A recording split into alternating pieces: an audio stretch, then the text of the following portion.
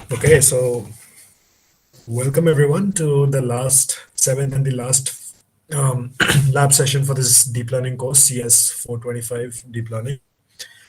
Um, Today, since we've already covered like the basics of uh, almost like the fundamentals of deep learning, like we've studied multi-layer perceptrons, and we've studied like linear regression and logistic regression. We've studied multi-layer perceptrons. We've studied um, uh, basics of computer vision, including image classification using convolutional neural networks. We've studied image segmentation and localization.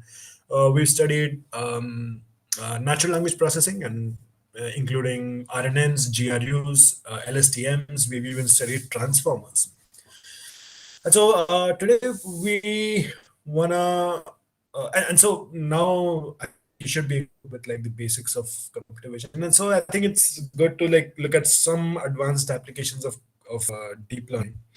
Today we're going to be studying generative modeling, and specifically we're going to focus on an architectural family known as generative adversarial networks, also known as GANs. So let's actually start looking at what generative modeling means. So generative modeling, right? So okay, let's take a look. All right. So let's actually look at what generative modeling exactly is. First, by the way, this is a very short lab session, so I think it should be good enough to like just wrap up with like our entire deep learning journey, and then we'll spend some time talking about like what you're going to do ahead after this course, in your deep learning journey after this, and like how you can proceed with learning more and more, because this course only covers the very basics. I mean, there's so much left that you cannot simply cover it through one course or anything. Anyways,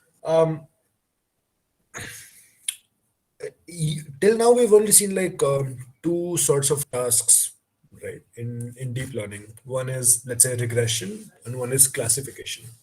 Now pure theorists may say that these two, like any task can be in fact classified into these two things, which is actually true. It's not false.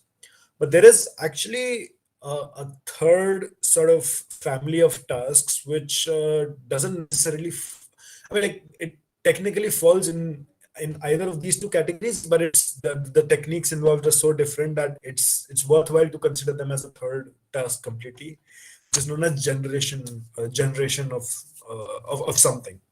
So this was actually only introduced back in 2014, 2015 by this person known as Ian Goodfellow, who's now the director of AI at Tesla. And sorry, he's a director of machine learning at Apple. I'm very sorry. But what he introduced was like the very first architecture on GANs, which is generative adversarial networks. This is how you write that: generative adversarial networks. And the task of it is to generate, as is suggested by the word generative. Now, what generation is that it essentially uh, asks a model to, it takes an input, an image, a sound, and it outputs not just like a value or a class as the output, but like an entire object on the other side, like an image itself, or or an audio or a text or something like that. So um, essentially you can break it down into like a classification and regression problem, and we'll see how we can do that, but that's essentially what a GAN is. So let us first take like a look at a few examples of what like GANs are, and like how you can use GANs. You must have all right, so let's actually open Google.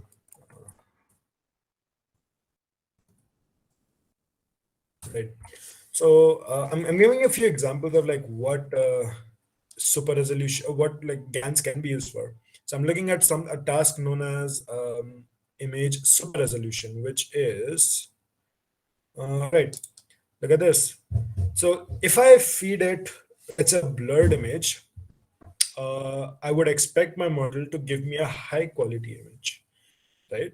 Without any outside. input or like apart from a training. So this is what the model does, and you can imagine like why it would be so useful.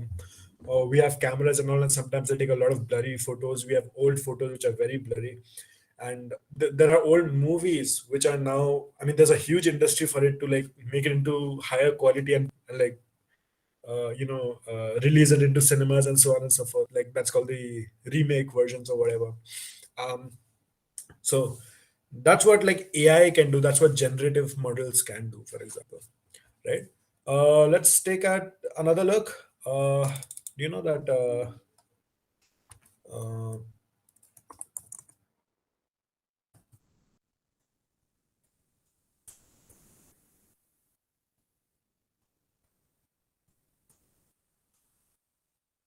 right, I can take a black and white image and I can feed it into my generative model, and the generative model will automatically color each and every pixel uh, with with an appropriate color. And by the way, this image, I mean I mean you see this word de-oldify. De-oldify is actually like a model based on GANs. It's a very famous now. There's an entire startup based on that. And look at how accurate this is. I mean, like to us, like the to a normal viewer, you can't necessarily differentiate between the pixel values over here and let's say over the cheeks, but like somehow the neural network has learned how to color images very appropriately, like even the skin tones and like the shadows and stuff like that. Now, that's very impressive. I mean, imagine like what exactly a neural network model has to do in order to do this. It has to learn spatial representations, like it has to understand that this is skin, and the skin has like these kind of tones present and so on and so forth. It has to learn that, I mean, like this part is a cloth, and then for example any round shape, for example like when it comes to the face, the contrast goes so on and so forth. And yeah, that's it. I can show you more examples, like for example look at this. uh, Look at this.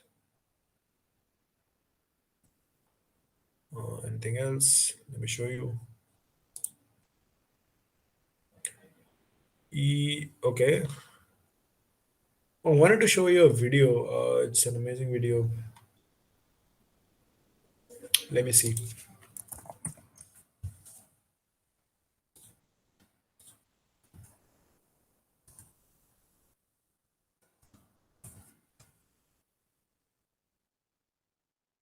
Right. I'm putting on a YouTube video and probably, hopefully, it comes good on the Google Meet. Okay, let's see. By the way, this is actually a very old film. It was black and white originally, and this has been fed to an AI model. And what I want to point out specifically is that look at how well it has identified skin tones, even though it was black and white images. Like people have different skin tones. Black people have like a sort of darker skin tone, and white people have different skin tones, uh, fairer skin tones, and so on and so forth. And you'll see that the AI model has been very accurately been able to like render those colors and so on and so forth. And look at everything around, like even it has been able to do it well. So we'll look at a small clip on it.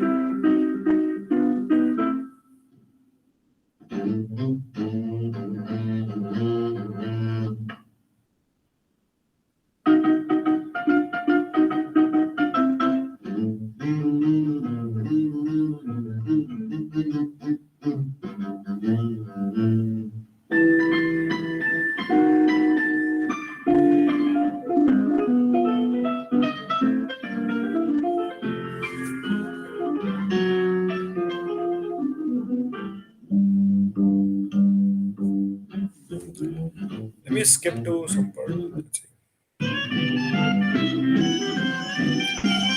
All right, so look at this thing. Look at how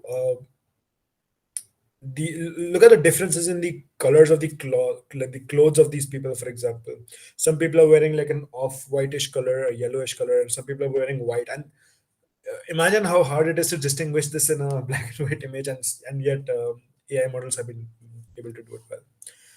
I'll give you another example. there is something known as image in painting.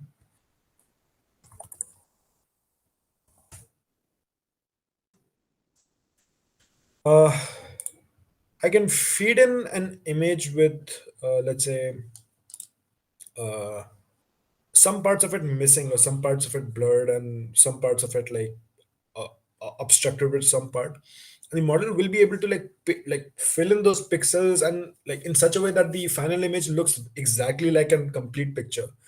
Like for example, this is an old picture which has a lot of creases and the color has gone away from those areas. You feed it through a model, and the model will be very well able to fill in those pixels.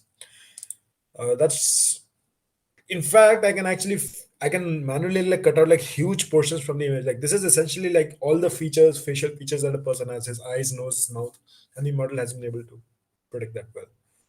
Um,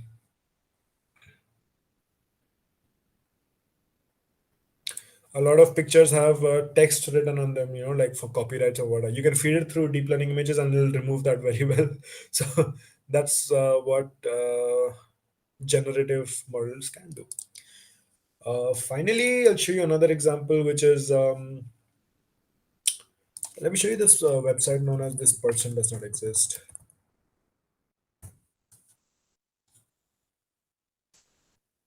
This model um, generates very realistic images of people out of thin air.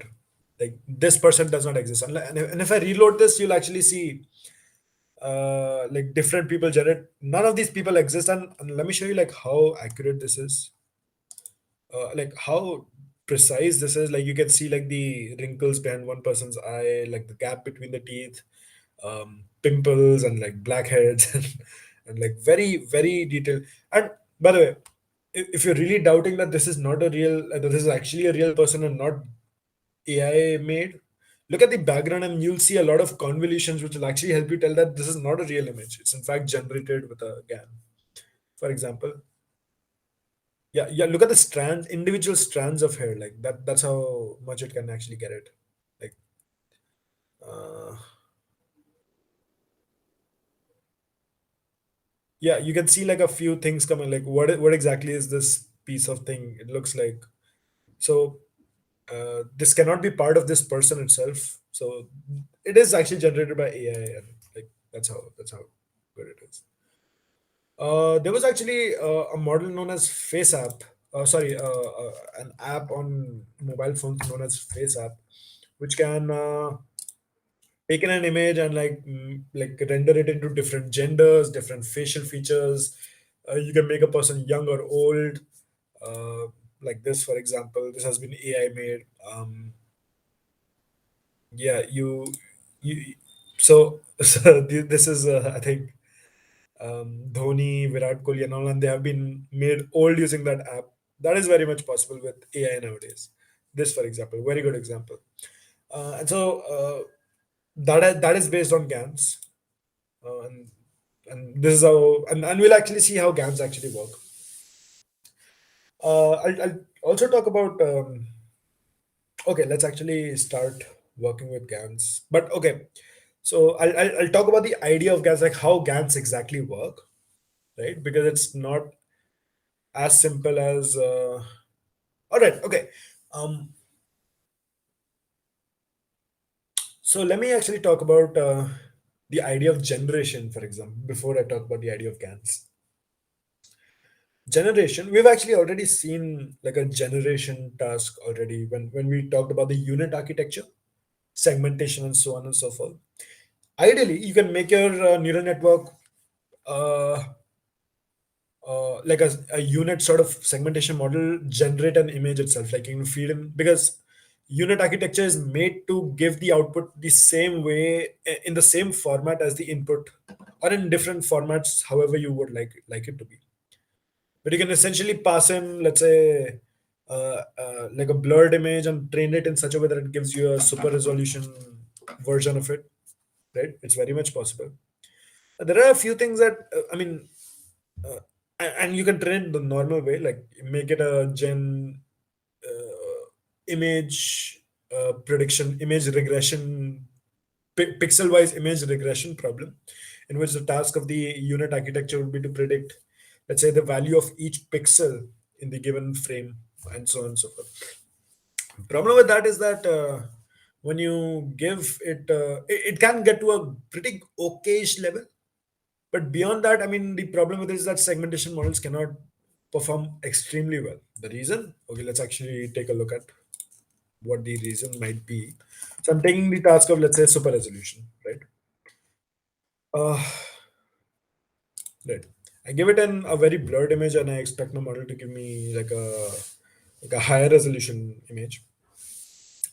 And the task, and the model, what it would be able to do is that probably it might be able to get. So because it's an image regression problem, you might have something like a mean square error loss, right? So it might be able to get, let's say, the pixel values very close to like the actual values, and the loss function actually might be able to go well, and the model may converge mathematically.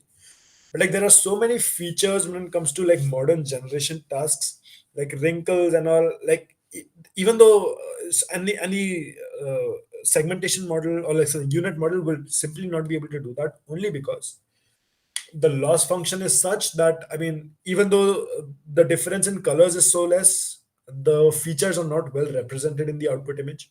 But for the model has converged, and it will stop training at that point because the gradients have like saturated at that point. So gradients of the back propagation when over the loss, so that have been saturated because the loss value, the pixel values are very close to the ground value, and so that is where the model fails, right? It cannot go any beyond that. So there needs to be a way to penalize the model uh, based on like very fine like components of the image, like, and depending on the input, like if you're talking about images, let's say very fine level features such as wrinkles and like hair strands and so on and so forth, or um uh, when you're talking about text, for example, like the semantics of the text and like the meaningful of the text and so on and so forth. um one way to do that is like either you can simply like modify the loss function. It will technically work, but it has been seen that like very complex loss functions actually don't seem to work well. Like, I mean, uh, the gradients will actually, in fact, saturate at a higher loss when you talk about like very complex loss function, because it's simply not able.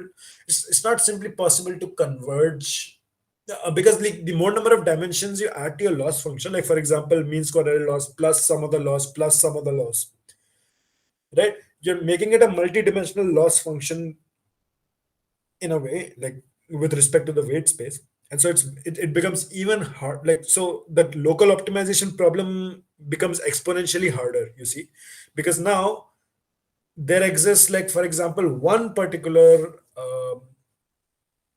let's say, what do you call, convex. Sorry, there exists one optimal hill, one optimal point in each of these three dimensions, which will, and the model will in fact actually work well only if the weight space lies in that particular, let's say, optimal point for each of these dimensions. And so that search becomes so much more difficult, and the local optima problem becomes even much more bigger. So in fact, that model will tend to converge at a even higher loss function. It will simply fail. It does not work well. Like that's why there's a lot of research going on different loss functions, which will actually be able to help this. A second way is what was actually proposed by Ian Goodfellow, and I'll tell you the story behind it, which is simply that. One night, Ian Goodfellow was simply like drinking with his friends, and they were discussing methods to create like so generative models were actually part of the research, by the way. They're going on in the field. All previous attempts somehow worked. Like for example, there was some research going on by Fei Li, like Justin Johnson's perceptual loss. It was actually also based on generative tasks and so on and so forth. A lot of research going on, like let's say by Stanford, and actually a lot of it was going on by Stanford at that point. But it was still not top notch. And so Ian Goodfellow realized that you actually have to reinvent a lot of these methods in order to get this working. So Ian Goodfellow, because they were drinking, I mean, they must have come up with some idea. And Ian Goodfellow randomly comes up with this idea that says that why don't we pit two neural networks against each other, right? And the task of each neural network is to push the other neural network to become better and better at some point. So even when you're talking about that problem of saturation, the other neural network will now tend to even push it even further.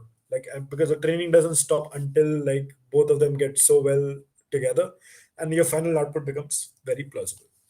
Um, the idea of generative adversarial networks. So the adversarial is actually comes from that pitting part. You pit two neural networks against each other, so they are now enemies of each other in a way, right? So you design two models that try to beat each other in their own tasks. One of them would be the generative model, which produces the final image that we wish for, right? And by making two models learn and try to outperform each other, like both the models would push each other to be better and better in a guided fashion, right? And at the end, the model performance would be better than a simple generative model like a unit or something like that. All right, so the idea is quite simple. So we have two architectures, right? So now we are actually starting to come up with like building GANs. We have two architectures, by the way. One is the generative model, or we're going to name it generator, right? Just for the sake of it. Job of this is to take some input like an image, gives a target output. Right? Uh, Now, obviously, initially the model suffers from incomprehension of feature importance, for example, because it does not understand fine level features, or it does not understand anything at all. Like you still have to train it, right? Uh, the other model, the other model which Ian Goodfellow proposed was known as a critic model, or also known as a discriminator. It's simply a binary classification model, task of which is to tell whether the output given by the generative model is real or not. I mean, is it real, like real world ground truth, or has it been generated by this other generative model? If the model, so the task of the generative model is to fool the critic model into telling that the image produced by the generator is actually real and not fake. And the task of this critic model is to beat the generative model in actually telling that if the output given by the generative model is fake, it should actually predict it as fake. So the task of generative model is to make the critic model better. The task of the critic model is to make the generative model better. So you're pitting them together, and they're both becoming better together, right? Uh, all right. Uh, Now, taking the accuracy or loss value of the critic model, the discriminator, right? As a loss formulation of the generator as well, we can train the generator to become slightly better at fooling the critic model, or in other words, like convincing the critic model that the predicted image is in fact a ground truth image, right? So once you train that generator for one epoch, get some predictions. Right, so let's training method.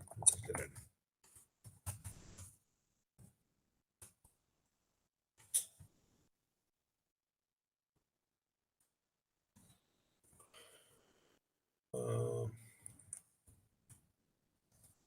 right. Uh, Once you train the generator for one epoch, get some predictions, make the critic model evaluate again. Uh, make the critic model evaluate, right? That's a task. So this is not a training method actually. Like so, this is the next step, by the way. Uh, and the generative model would eventually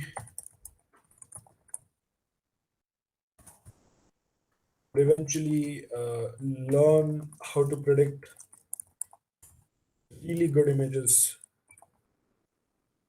a really good output that is capable of fooling the critic.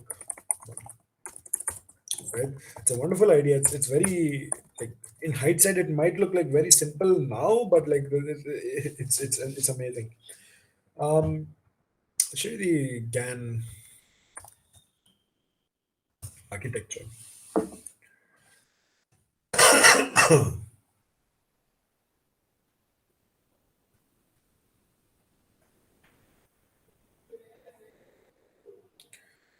Right.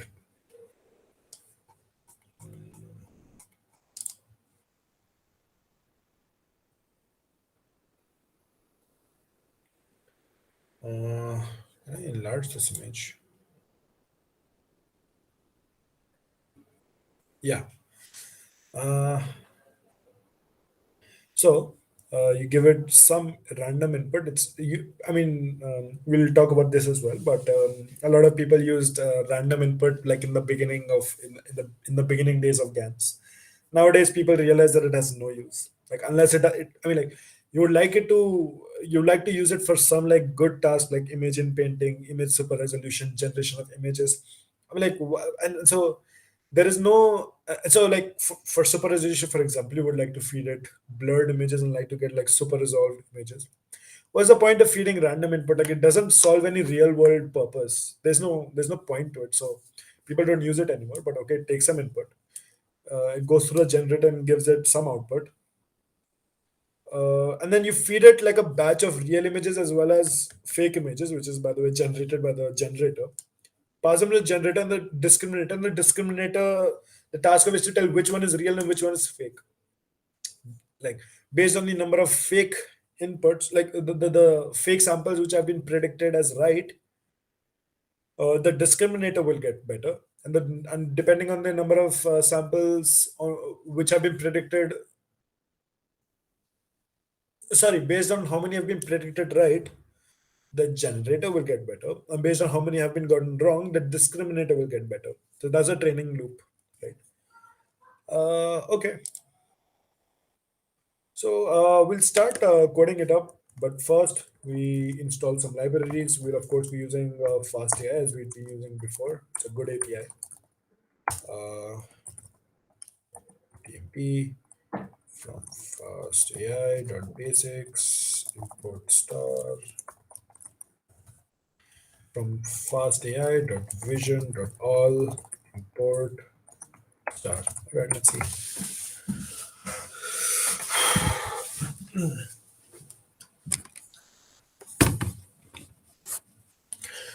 And once you do that, the data is actually very large for this. We're actually using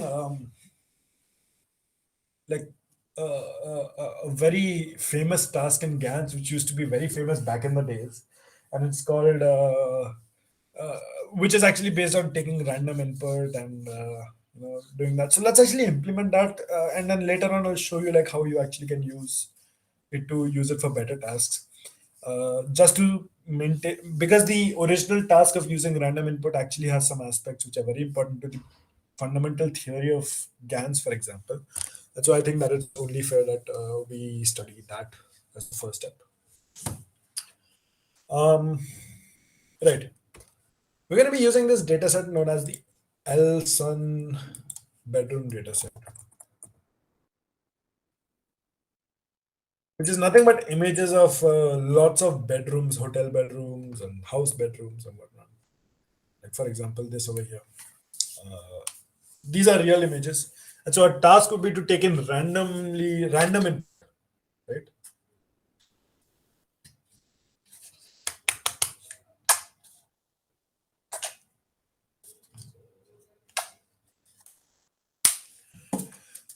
And give out actually very good plausible images of bedrooms, you know. And so that's a task. It doesn't have any like real world purpose. But okay, let's see.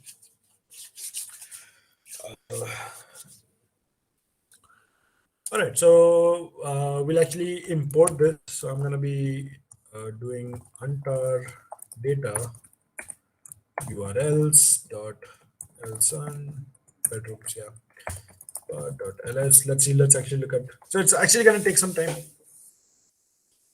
It's such a very large data set. I'm not exactly sure how big it is. Let's see.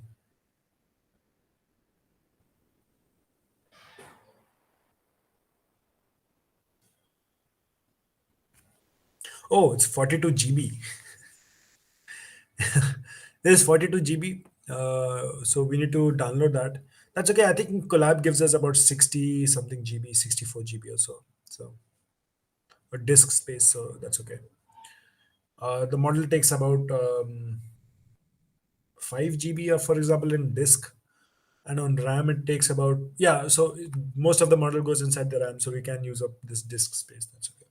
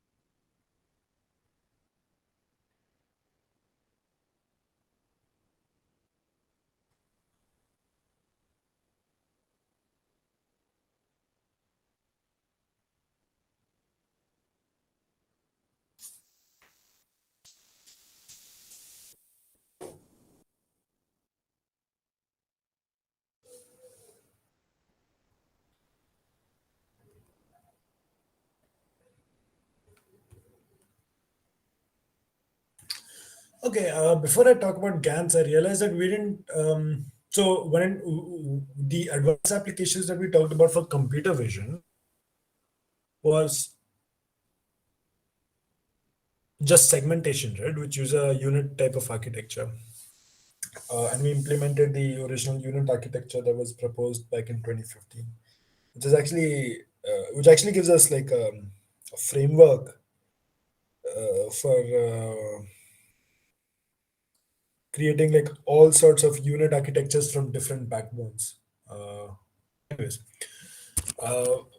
so I think this is a perfect time to talk about like other sorts of advanced applications such as object localization or like bounding box predictions and so on and so forth. So, like, for example, if you were to create bounding box prediction, there are different architectures like, for example, fast RCNN, YOLO, and whatnot and so forth. The basic idea still remains like generation through a unit sort of architecture, and that's unit architecture is like a very flexible architecture. It's just a general class of architectures that can do generative tasks like take in an input and not just give you like a binary prediction or like a regression value. It can actually predict for example, like entire images or like entire texts and so on and so forth. Like, so that's what unit architectures are for, right? For example, right?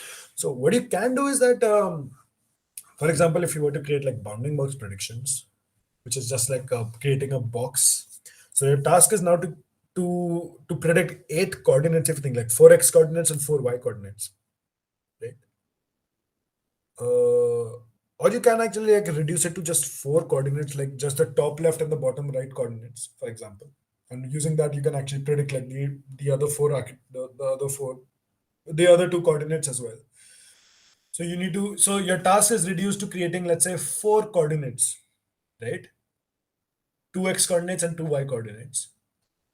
And you can feed it as a normal unit regression problem. Like it takes in an image and it predicts 4 outputs or something like that. Or you can actually also model it as, let's say, sorry, a normal convolutional neural network, which does that. So these all are like generative tasks, like in which your task is to like work not only to create, let's say, classification values or something, but to create uh, to work on like the image itself. Like for example, that's the entire task. Hmm. Right.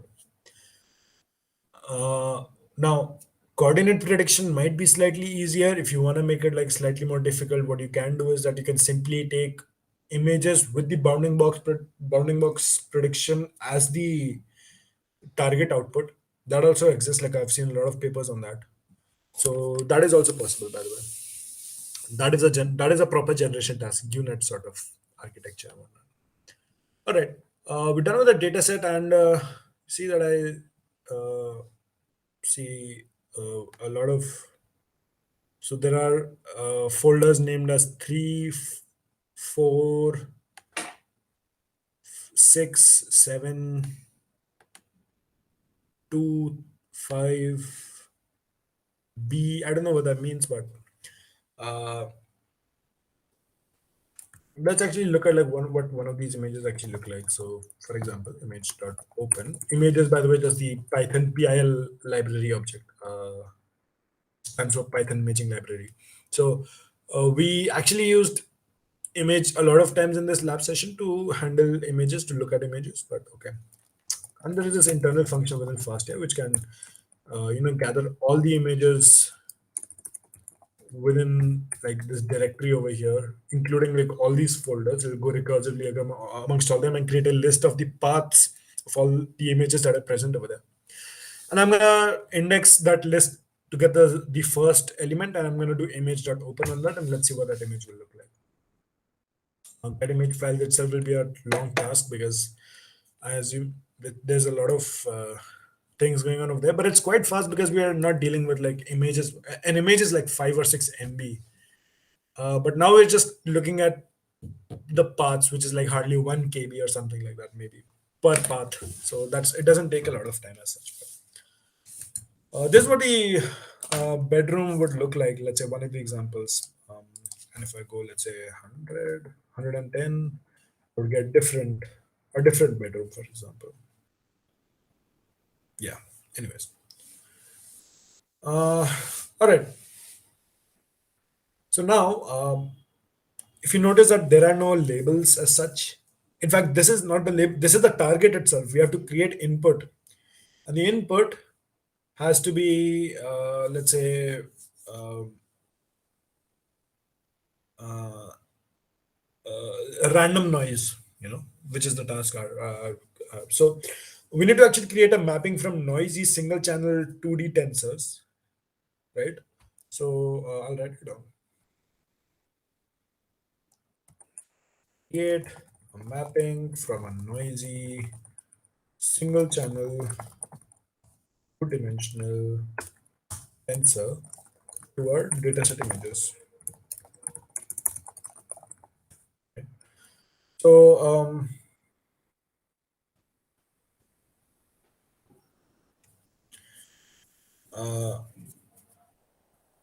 I'm not gonna.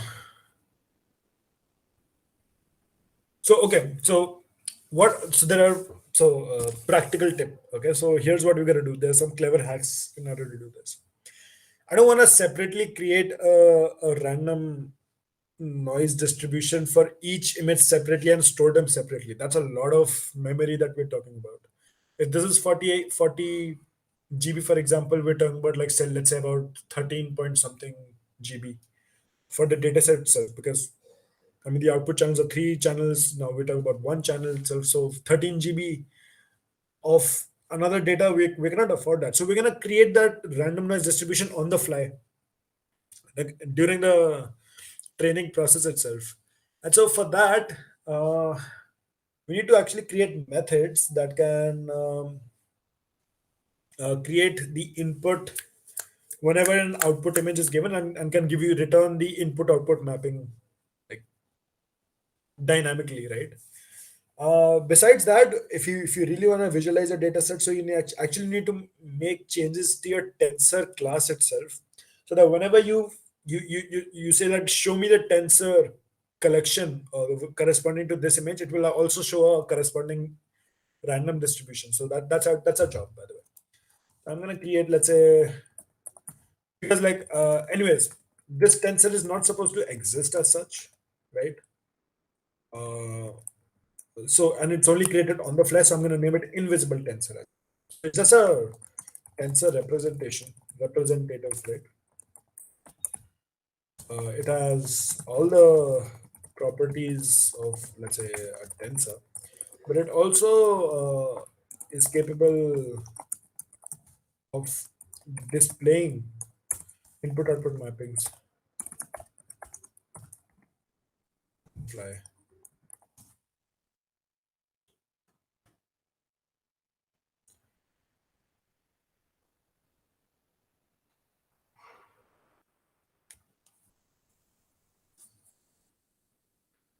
Also, one more thing.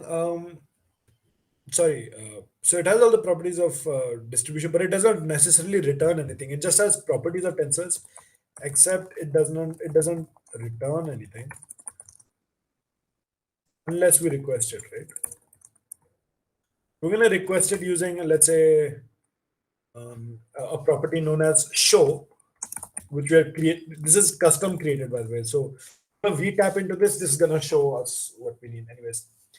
Uh, and by the way, this is already created by Fast AI, a lot of it. So I'm gonna. So these are categories. Let's, for example, uh, we're gonna talk about this and any other random input. So I'm gonna name it as quarks. Have we talked about quarks in this lab session? So if not, I'll talk about that. All right. I mean, even if not, I'll just talk what it is. So, by the way, all these things, self, CTX, these are known as arguments of this function show, right?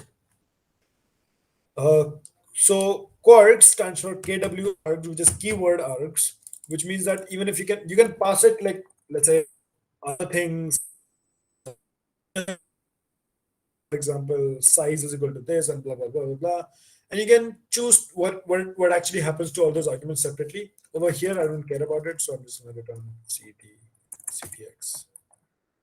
Anyways, and I'm going to create that generator function, generate noise over here, which takes a function size is equal to, by default you're going to say it 100, even if you don't, just for the purpose of displaying uh, examples of it, but essentially what it's going to be of the same size as the input tensor, as the target image, by the way. So return, I'm going to cast, by the way, okay, torch.rand n, right, size. Then it has to be a convert, because this is going to be a normal tensor, and I'm going to have to convert it into like an invisible tensor, which has the properties that we mentioned. I'm going to mention this over here. Right. Let's see. Uh, so cast. Let's actually see what cast is. I'll show you what cast is. Let's see.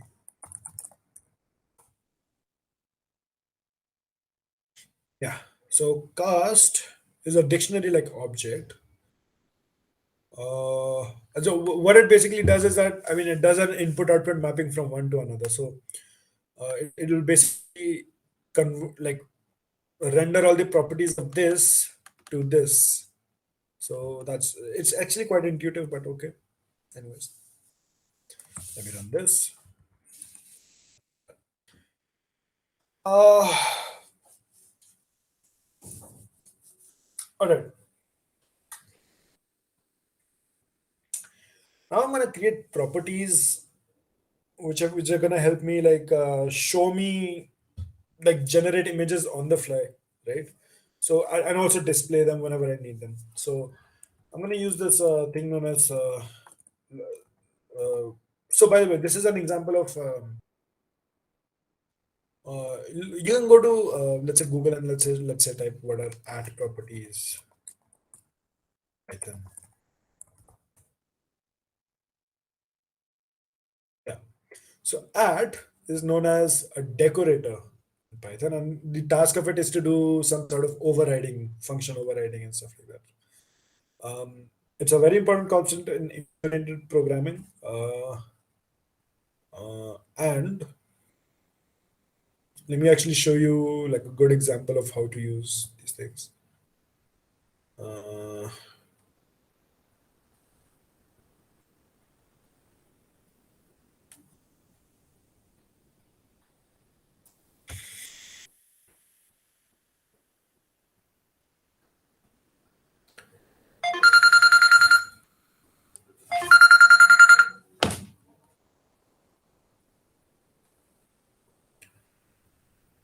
Right.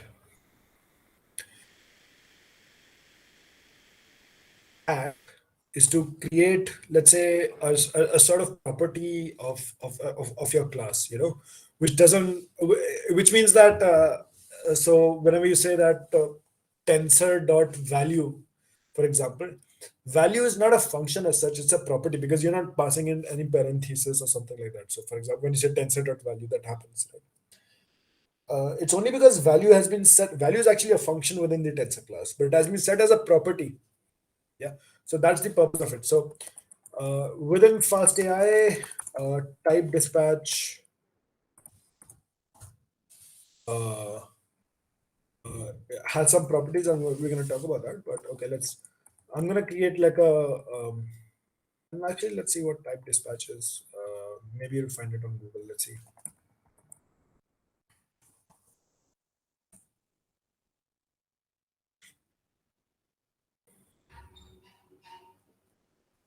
Yeah.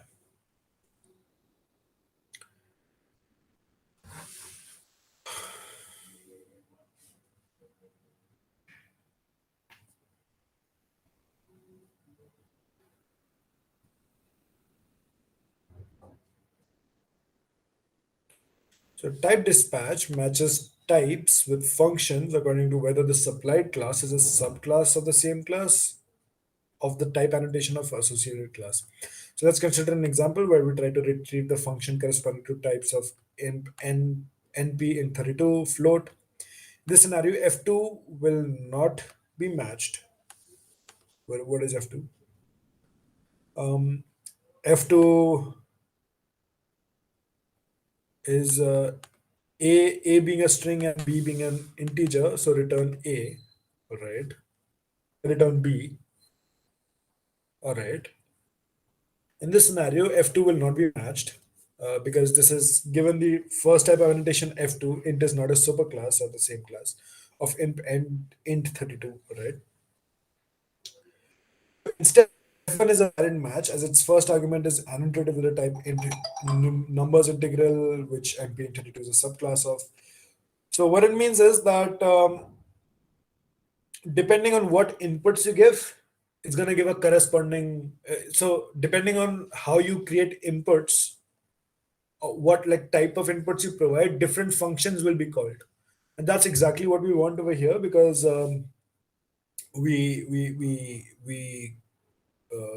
we're gonna create, let's say, for example, we're gonna pass it um, random inputs of different sizes, right? And we have outputs of different sizes. So what you need to do is let me think it through.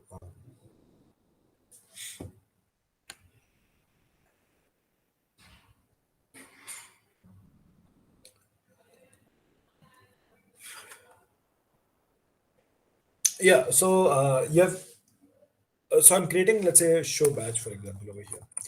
I'm not gonna pass anything over here, but I need custom size input mapping to be displayed. So like because these are different types of functions, they need to go under type dispatch, which is like depending on whether you give it a float or an integer, a tensor, yeah, for example, as such, or of different sizes, they all have to be cast into like one common domain. So that's the type. That's what type dispatch is going to be used for. So X is going to be, let's say, my invisible tensor.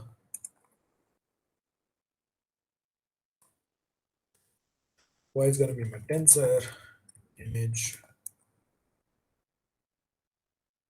Yeah. Samples, which is going to be a collection of both real images and fake data. Categories equals none. Let me actually also see what categories means.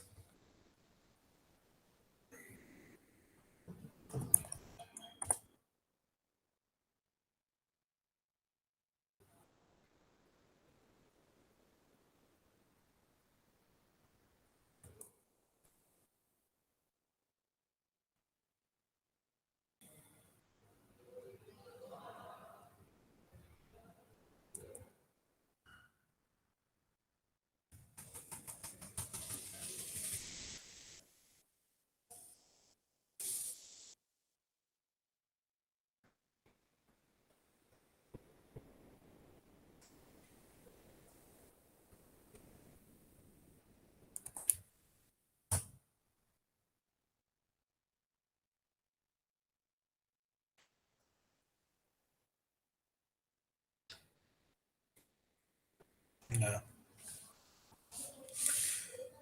Um,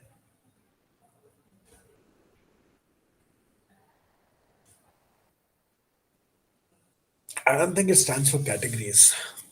These are just general anchors that can be used uh, for any sort of task. If you think about it, because by default it's none, right? And I showed you an example in which categories is going to be, sorry, CTX is going to be, let's say, an anchor for images, and over here it's going to be like an anchor for, uh, let's say, show batch itself, like the collection of images, for example.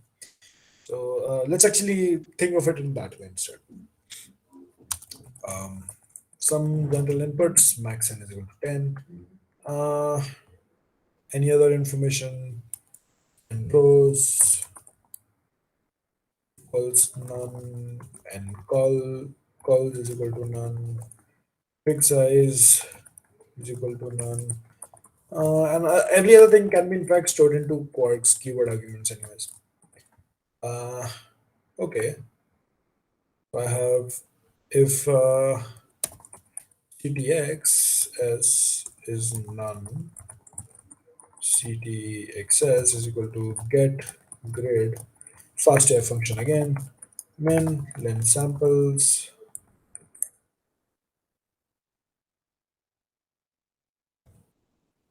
um, max n rows equals n rows, calls equals calls, uh, and figure size is equal to figure size. I mean, this is what get grid will do.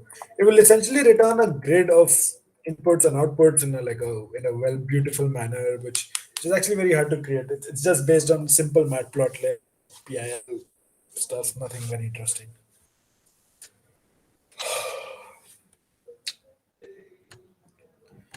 And once you're done with that, uh, um,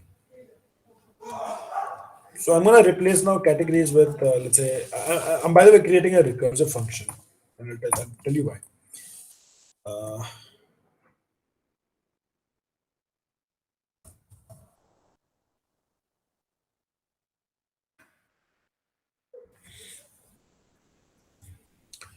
let's show what object is.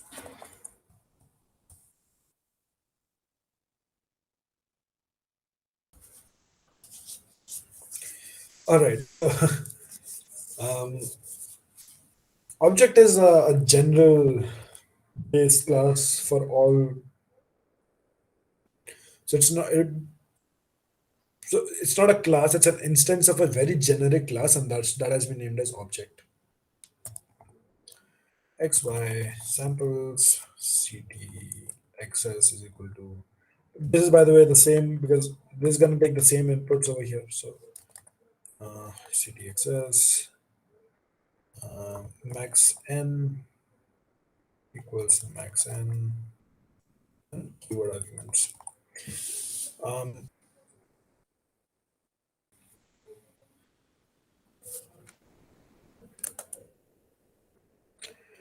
what I'm doing over here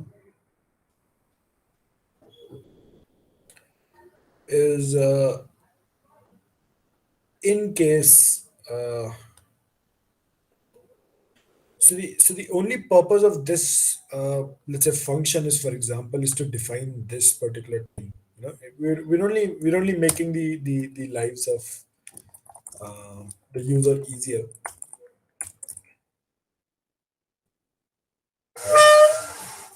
uh, so now um, what it's going to do is that you gave it images, for example, x and y, and it created a grid out of them, right? uh, Now what you're doing is that you simply now you can uh, create, like let's say for example these categories and return them to the user. Again, type dispatch for something known as show results, which we're going to use at the end after training. Right? So, for example, it's going to take a model, it's going to pass it through the model, and it's gonna create show input output mappings as such. So show batch is for X and the ground truth. Show results is for X and the created output, and we're gonna pass in that created outputs after the model has been trained. But anyways, it has kind of the same what do you call nature. Samples outs ZTX is equal to none. Only difference we're creating outs over here, which is just nothing but predictions. Um, N is equal to 10, max n, and rows is equal to none, and calls is equal to none, fixed size equals none, works.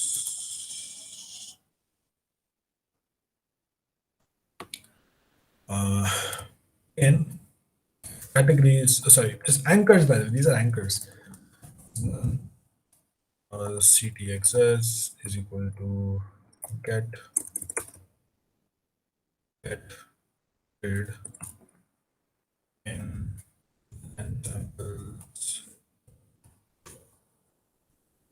Uh, the reason I'm doing this because let's say if you say if the samples are 10 and the max and you've given is 100, so only 10 will be displayed, and if not, so this is important. Um,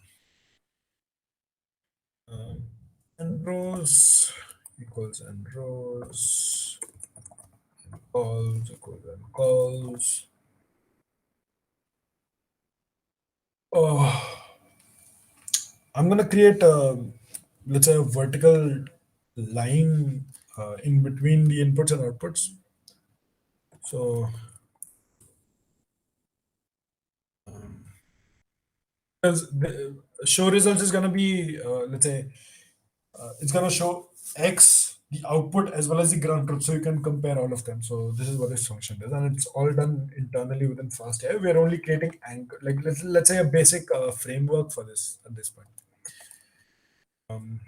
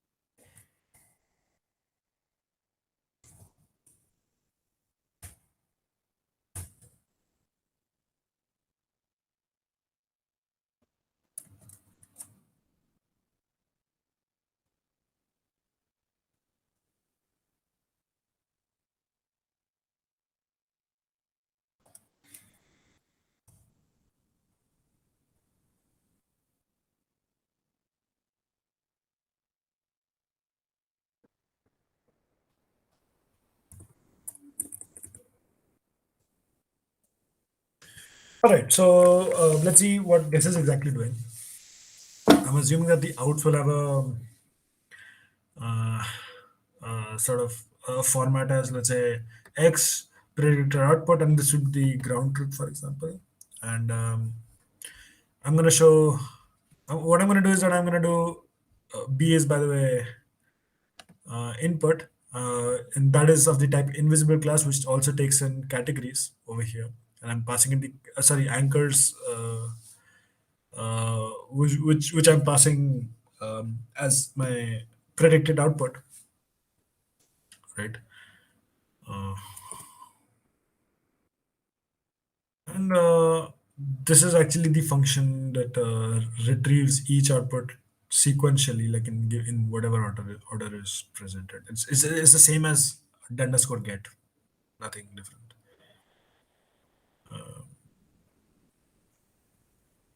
Right.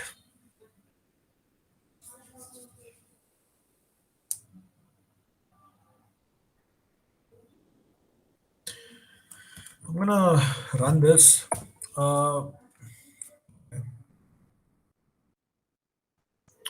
Fix size equals none.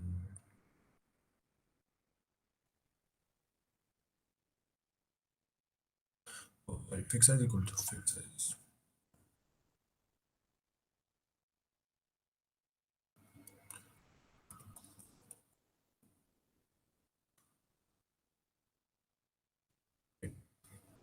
Standard stuff, batch size equals 128, for example, size equals to 64 by 64. This is actually what we're going to crop the ground truth images because they all have to be concatenated in a single batch. So we need to keep the sizes uniform. Unfortunately, the images present in the LSN dataset is they're not uniform. So this is a very crucial step.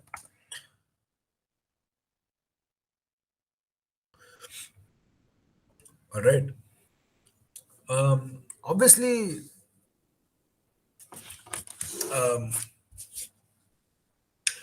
we know that we need to put our data into data loaders, right? Uh, but before that, we define a class that will do on the pre-processing and transformation of our data for us. So that is exactly what we've done over here. This is part of pre-processing if you think about it. Like just like creating grids and like creating, for example, generate noise over here, which is also part of pre-processing, which creates the input. Um,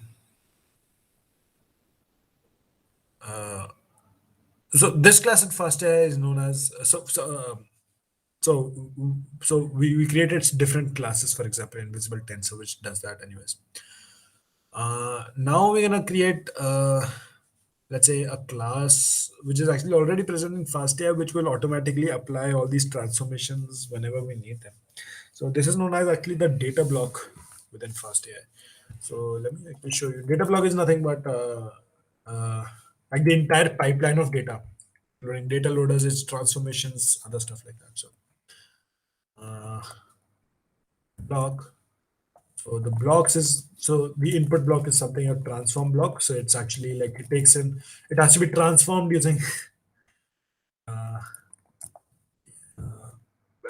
it has to be created using let's say the output. So it has there's some transformation that needs to go on, and so it's named as transform block. Nothing but it's just a it takes in an input, applies whatever transformation you've mentioned, and it gives back the result. And image block because we have images as the output. Um, get x equals to generate noise, right? Get items equals to get image files. Right. So because we've mentioned transform blocks, so what it's going to do, it's first going to take in items from the image block, which is why we mentioned like where do you get my items? We've mentioned get items over here. So it takes this function and this which is nothing but take all the images that are present in let's say our path that we have. I get retrieve certain images. All right. Uh, it is gonna mention like how where do I do my training and testing splitting. Uh, splitter. For now, I'm just gonna create a let's say a dummy problem. It doesn't really matter. Um, this is actually one of those tasks which in which it kind of um, because I'm taking random inputs. I it's not possible for me to measure my accuracy using a validation data set separately. So there's no task in dividing this into training and validation sets. But FastAI won't allow me to do that because it's the API. So I need to pass in something. So I've just entered a generic class as such. But my results are going to be bad, and the only way to analyze what the model is doing slightly okay or not is to look at it visually. So there's no point in passing in the a separate validation data set because it's anyways going to perform extremely bad. There's no way to understand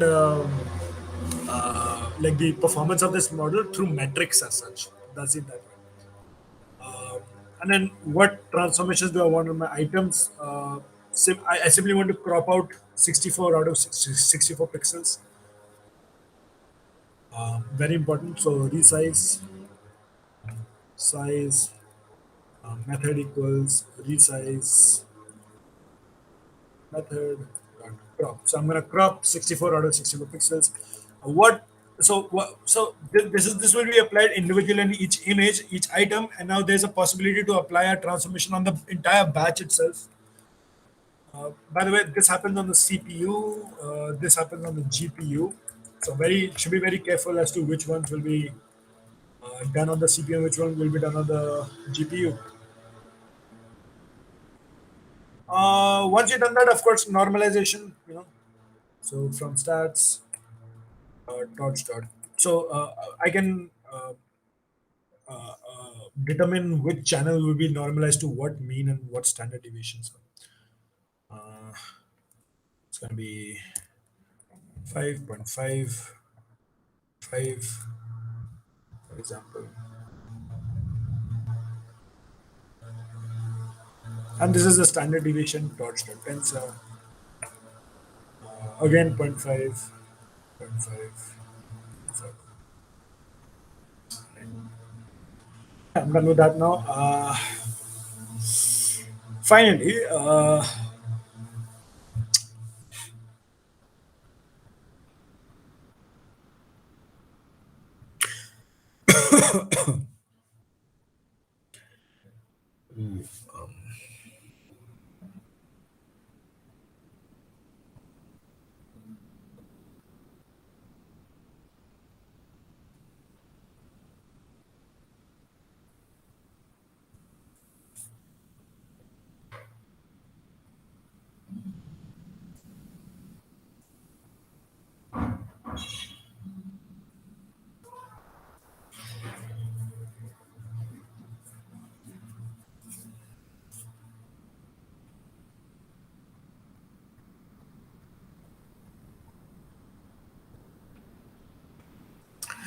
why do you think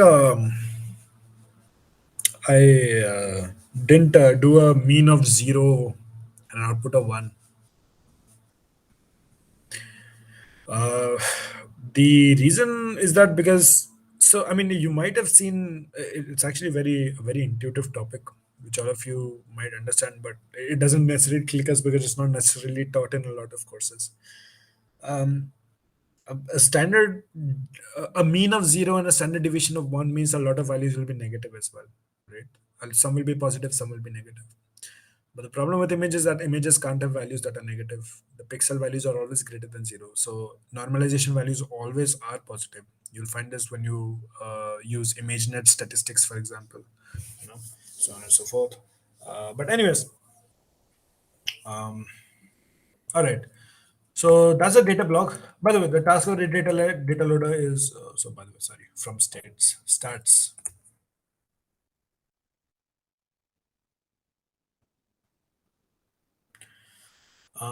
So what we'll create a data block. The task of which is to find where the data is, what type is our x and our y, how should the model retrieve files from a path destination. So that's given in get item, for example, destination. How do you want to split the data? 5, any transformations that need to be applied, right? For example, uh, item TFMS. Let's see.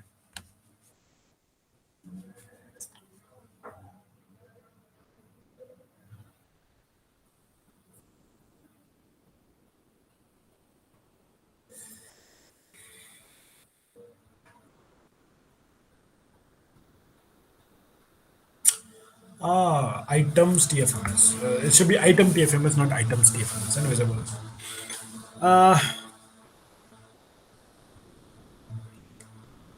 yeah. So now you can actually create data loaders out of these data blocks because data blocks have taken care of like all the uh,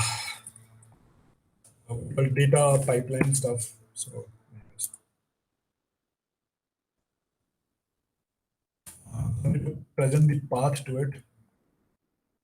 Path is equal to but this is the path where the data loaders will be created.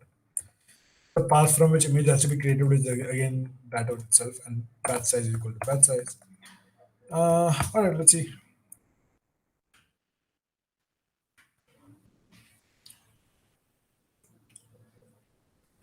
All right, let's see what the data will look like. So data dot show batch max n is equal to 16 maybe.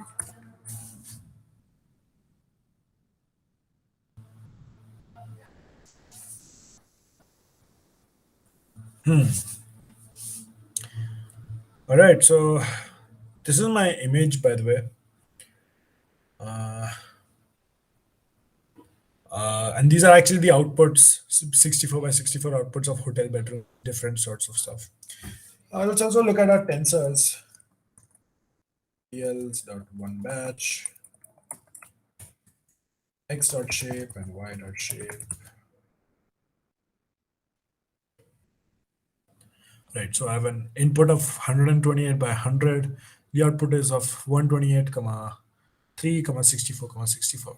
All right, so now we'll implement our, so we're done with our data now. So now let us implement the GAN module.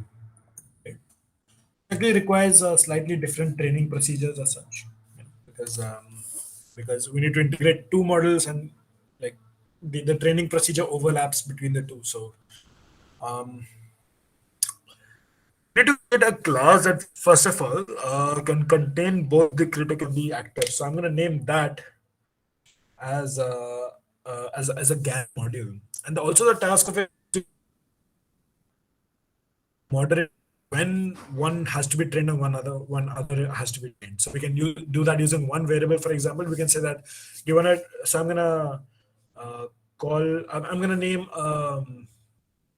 a variable known as generator mode, gen mode, for example. If that is true, generator will be trained. That is false, the generator will be the critic will be trained, and you can keep on switching, and that's how this GAN model is going to work. So that's a wrapper around, like, say, the generator and critic as separate GANs. So I'm creating an entire module that contains these two things. Again, just a simple object-oriented programming.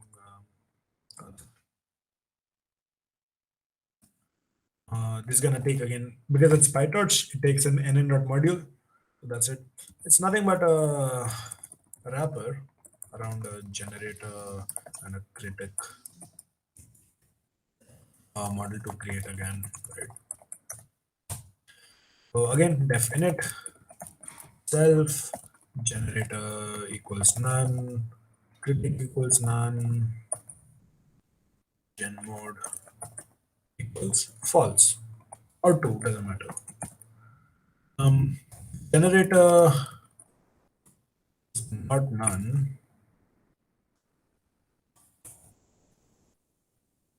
self dot generator equals generator.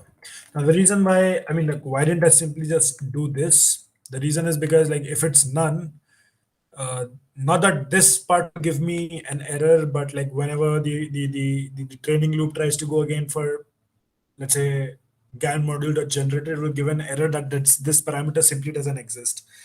Why I don't want an error to come across from this class and from like a higher class, like, like the final training loop, is because, like, I want the readability to be well. I mean, I don't want like the user or like the programmer to keep on searching for like different, like, this function was executed which used this function, which used this function, which used the GAN module.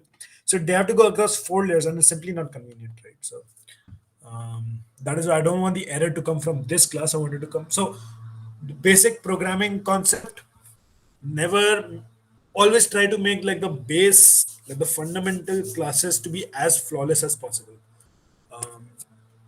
right?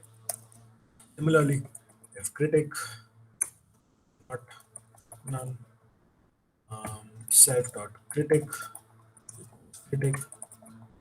and store attribute gen mode. So this is nothing but it creates a self.gen mode attribute over here. Um, Except that it has some other properties. Let's see.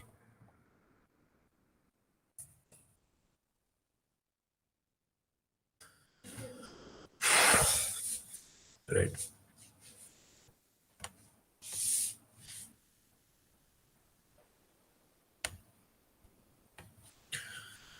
Store parameters named in comma separated names from calling context into attribute itself.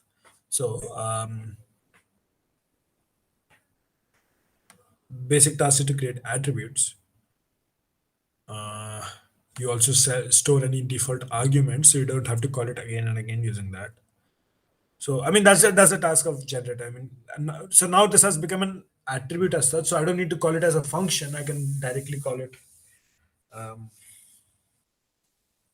as a property, which I could have done otherwise also, as well. But there are other properties like uh, parameterization and so on. Because this is actually a parameter as well. So self star args return self dot generate star args self dot gen mode else self dot critic args. Any argument that is passed and I don't specifically mention it will simply pass into the function and I don't care about what exactly they're looking for because this is just a wrapper. I want it to be as flexible as possible. There's no point in hard coding any arguments as such, right?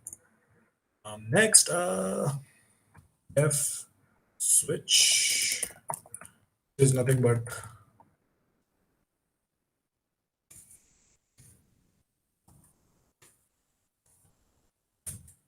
uh, which will switch gen mode from true to false or false to true. Task of this is to put the module in generator mode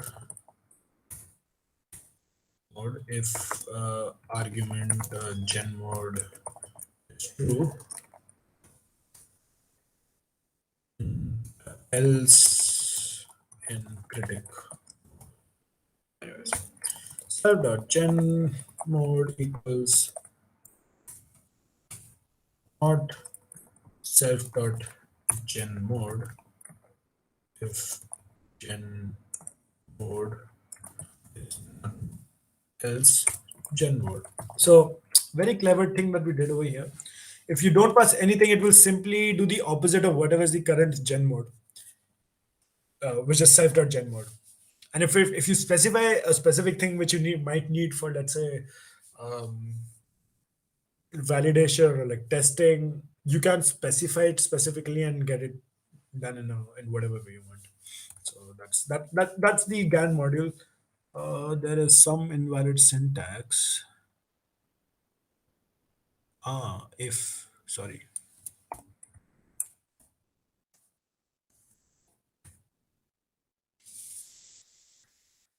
Right. So now that we created a basic class that can handle both the critic and the generator, we need to define the architecture of the critic and the generator, right? For now, we will implement a very basic architecture, like a simple unit-based architecture and simple 2D CNN binary classification as a critic model. So as simple as that, doesn't get any more difficult.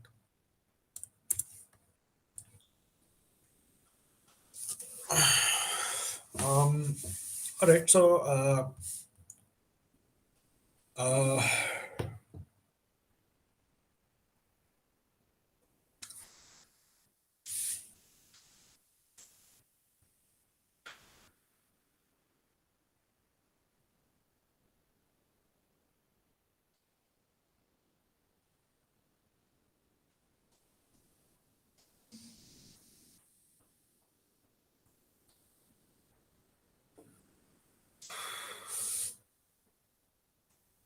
all right, so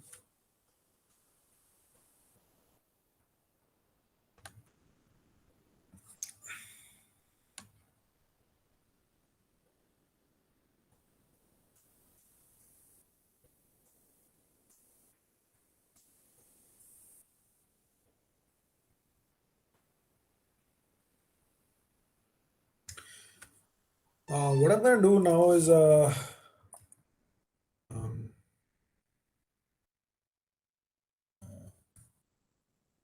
create like a sort of variation of the general convolutional into architecture, which is nothing but a critic.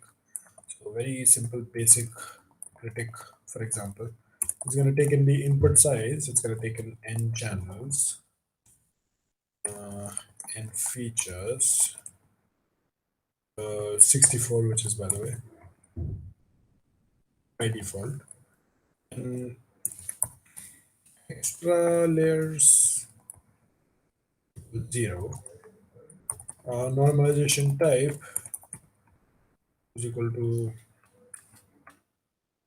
standard timing initialization, for example, or sorry, batch normalization, like sorry, for example, because I want to make it as flexible as possible.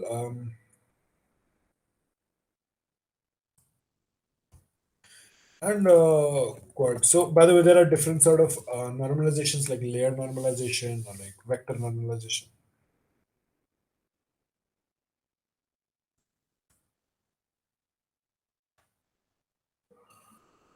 The task of this is to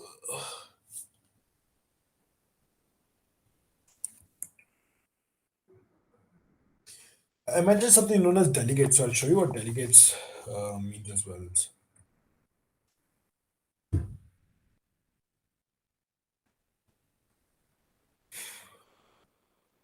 All right. So look at the task of decorator. This decorator delegates is to replace the quarks in signature with parameters from this function that we present over here. So by the way, uh, because I'm so what it's going to do is that convolutional a normal conv has different sort of keyword arguments, no, like uh, um, padding, kernel size, and whatnot. What. I don't want to mention them separately, so that's going to be taken care of by delegates.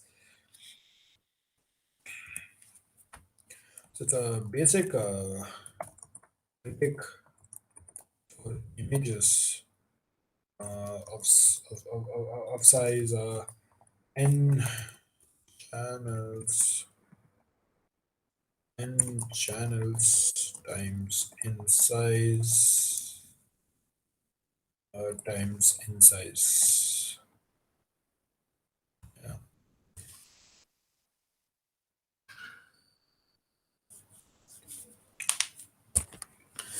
So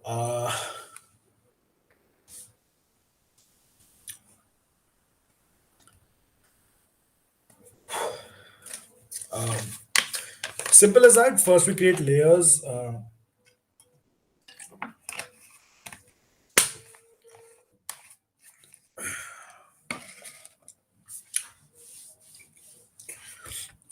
I'm gonna create layers. I'm gonna put them in another sequential as simple as that. So layers is equal to conv layer takes in n channels, n features, four sorry 4 comma 2 comma 1. So this is kernel size. Sorry, input channels is number of feed channels that are there, number of features that you want to give as output, stride, padding, and bias, right? uh, Norm type um, is equal to none, and keyword arguments. Because normalization actually doesn't take over here, it will take place later on. So anyways, all right, that's that.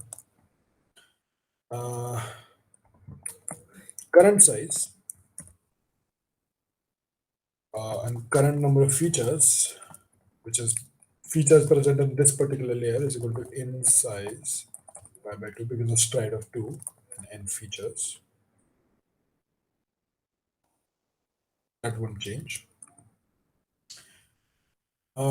Layers. So, by the way, the number of layers is a variable depending on uh, because each input reduces the size of the image by, let's say, half in both dimensions. We need to bring it down to a level where it where it gives only, let's say, one particular output. Um, let's say,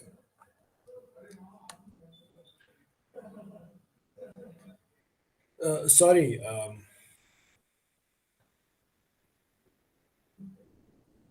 All right. Um, Convolutional neural networks are usually very sensitive about the size of the image, right? Because the final output has to be of a certain shape, and you have to then mm, change it. Sorry, you have to make sure that the final output is of a particular shape, whatever shape you want. So, uh, depending on how many extra layers you define, which is by the way zero, I'm just gonna make sure that those many layers are appended, and I'm gonna keep a track of what size my input will be after that. Conv layer, current number of features, and standard what happens is that you keep on multiplying the current number of features by two. So size decreases in half, but the number of channels keep on increasing by two. Right? That's how that's a standard rule. Again, 4 to 1. That's padding. Sorry, kernel size, stride, and padding. Uh, Non-type equals normalization type, whatever we've mentioned at the top, is by default batch.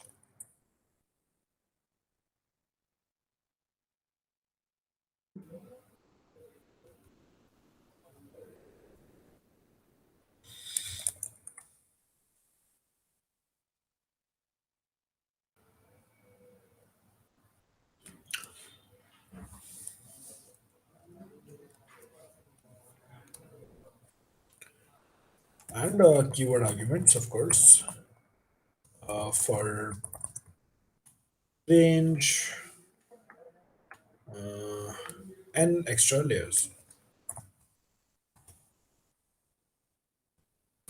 Right. Uh, okay. Now, while the current size is greater than 4, which happens to be our kernel size, so till it's bigger than that, you can simply keep on appending layers as well. So layers dot append um, on layer uh, current features.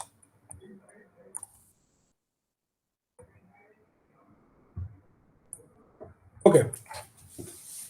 Uh, by the way, we made sure that these n extra layers don't reduce the size as such of the features, but we'll do that over here. Uh, and let's see how that happens. Anyways, 4 to 1. Uh, Non-type is equal to non-type.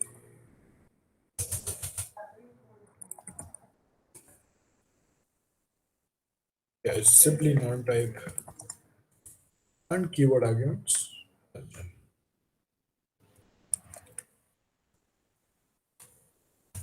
And then current features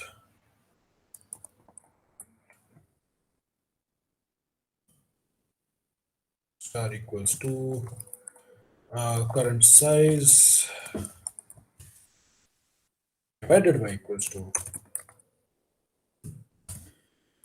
And finally, in, I'm gonna uh, uh, create, let's say, for example, uh, so okay, so till now, I've created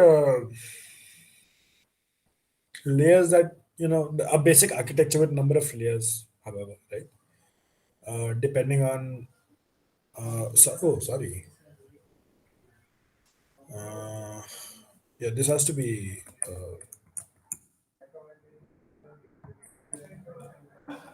yeah, right. I'm gonna get certain output shape, and that has to be like, let's say, turned into, let's say, whatever number of final number of features that you want. So those layers I'm gonna do, and I'm gonna have to, like, let's say a very standard. I'm gonna do timing initialization uh, over here.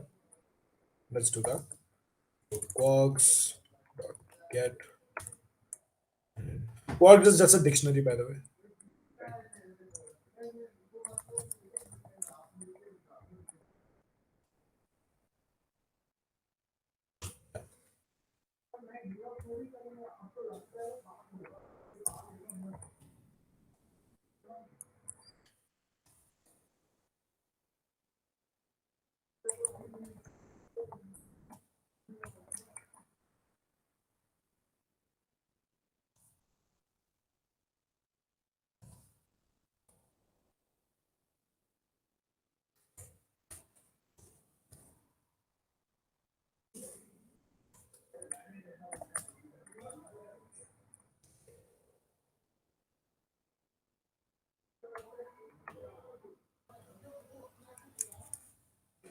Right. So I made sure that the the output number of features will be one.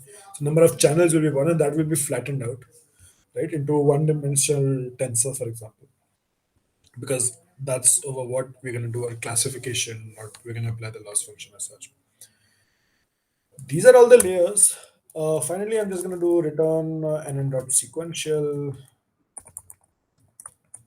star layers. Now, this whole thing might have been confusing. Uh, so we can actually go over it for like 1 minute or so. But I'll recommend that you study it again whenever you get time. Uh, Initial number of features were, let's say, 64. Yeah. So it took in three channels, gave 64 channels initially, four as a kernel size, norm type is equal to none or whatever. Because I passed it with a stride of two, the current size has been reduced by two. Number of features is still it's currently n features. It's currently 64. Now, what I'm gonna do is that I'm gonna, for whatever number of extra layers that I've defined, the size becomes half. So sorry, no. I make sure current number of features will be passed in, and it will give me an output which is twice that size, right? Uh, oh, okay. Sorry. Yeah, this will be a problem. So whatever number of extra features that I'm giving, I'm making sure that the input and output will have current number of features and current number of features as well. So FTRS, right? And so this is, by the way, the amount of flexibility that I'm trying to give to it. You can define extra number of features to it. Uh, the current size, while it's greater than, let's say, like the kernel size itself, and actually that means that the kernel can be run onto it. We're gonna keep on creating more and more convolutional layers. The task of which will be to reduce the size in half and then increase the number of channels by two. Uh, right. Once we've done that, uh, I'm going to create like a, let's say, a final convolutional layer who's I'm going to be, so by default all these have initialization of a normal initialization, normal Gaussian initialization. I'm going to replace it by timing initialization because for all classification purposes that's like the pretty much the standard. Anyways, and I'm going to flatten it layer afterwards. So that's my basic critic.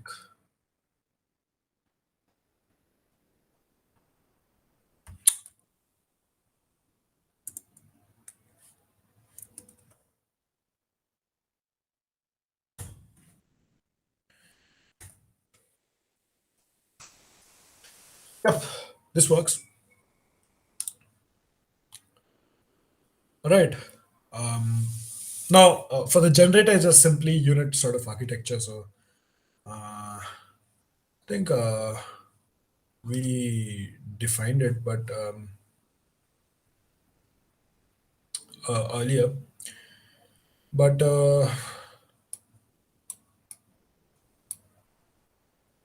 right, let's actually fasten because there's a lot of stuff that we still need to do. Uh,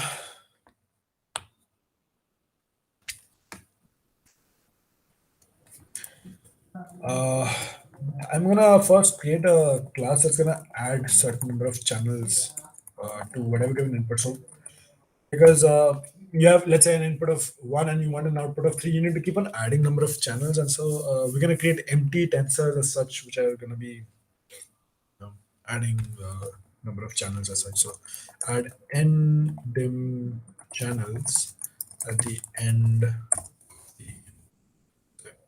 So def init self and dim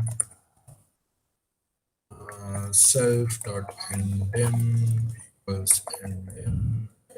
And this is part of, let's say, this is going to go inside the architecture as such. So self dot x is equal to, sorry, return x dot view star list x dot shape plus one star self dot. So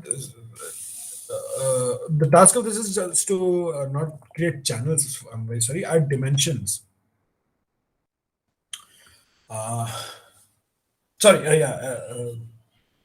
So, for example, if I have an output of 100 comma 1, I can have the option to convert it to 100 comma 1 comma 1 comma 1. So that's the purpose.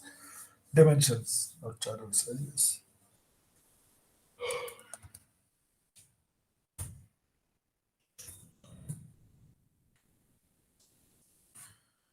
Uh, I'm going to create a basic uh, generator.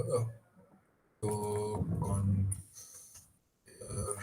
dot init, def basic generator size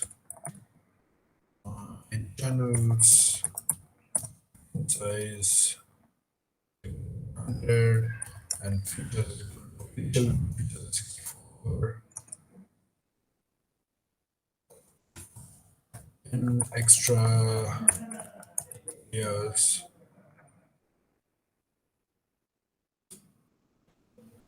Yeah, is equal to 0. Of course, the remaining, what do you call? Oh, quarks has to be different. Quarks will be replaced by the parameters of, let's say, convoluted. Right. So the task of this is to this is a basic generator from in size to images n channels cross outsize cross outsize. Uh, this is one thing that I wanted to notice that notice the adaptive nature. It doesn't depend on the input size. Sorry, it's the output. The architecture dynamically changes as our needs. And so did our previous architecture, by the way, because we appended as many layers as was needed to come to a point, a particular shape.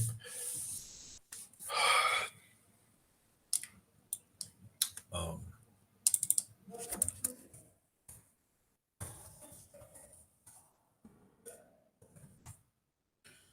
right. So it's actually pretty much the same.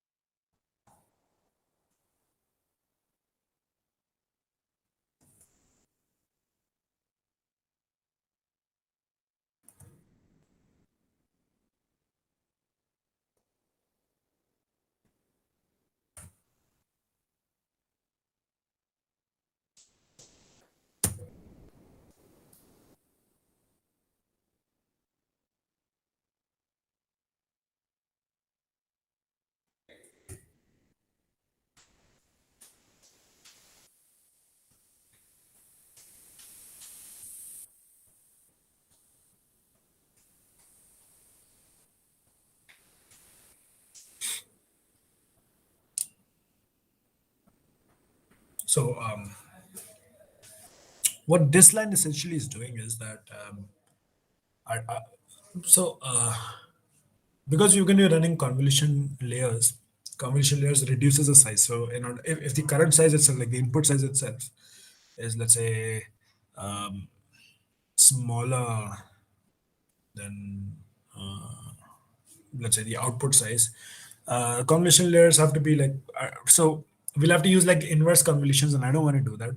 Another trick to do that is to simply like increase the current size as such by 2, and then corresponding to that number of channels, number of features will also be have to increased. Yeah. Uh, right.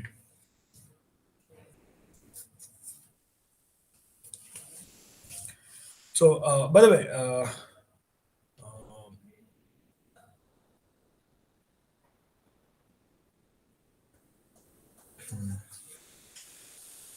current size as such has no particular use. The only purpose of this is to create to create a reference for current features. Uh, because so I'm trying to reverse engineer this, because let's say the final output should be of the size 4, because my kernel size is 4, and so I'm going to stop. So even here, like, let's say I stopped at like whenever 4 was the size, final output size, right? So let's say, like, let's start with there, and let's increase the number of features that I want with that. So uh, what my model is going to do is that now it's going to go reverse in a way that I've given like larger number of features, and it's trying to reduce them to whatever the final number of features I have. So that's the purpose. That's also like a way to do inverse convolutions as such. Um, right. Uh, so uh, initialize layers is equal to add channels 2. Reason I'm doing this is because I don't want the convolutions to happen. Um, Let me actually tell you.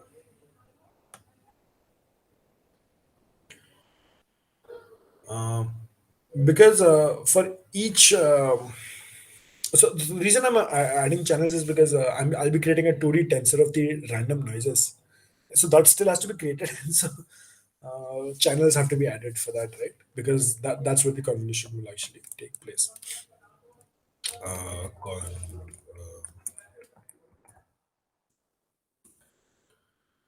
here current number of features, current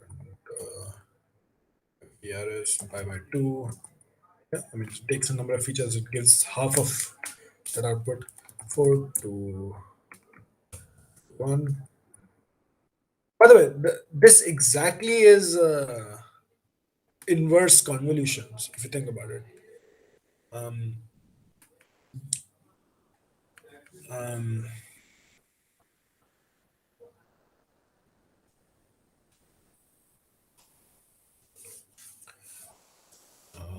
Quite interesting concept, actually. I'll write it down somewhere.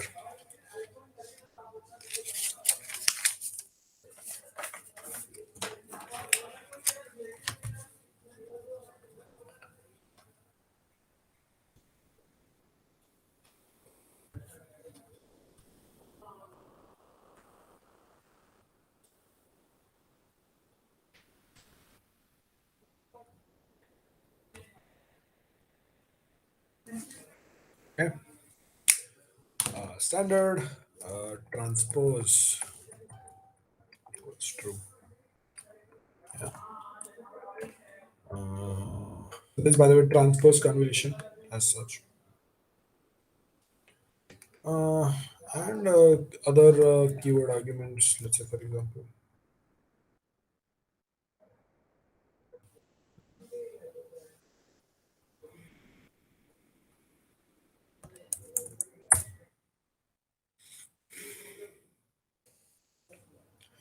All right.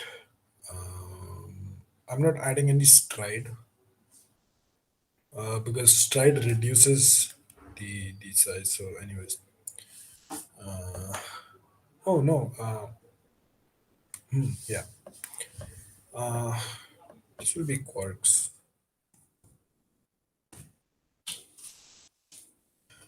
Let me again initialize my current size to 4. The purpose of that is that while current size is less than output size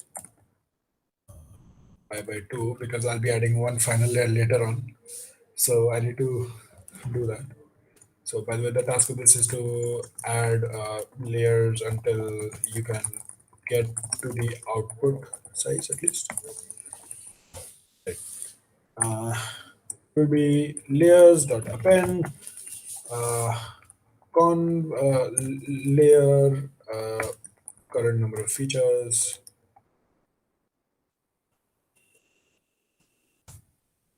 current number of features by 2, 4, 2, 1, transpose transpose equals 2, and quarks, for example, any other thing. And current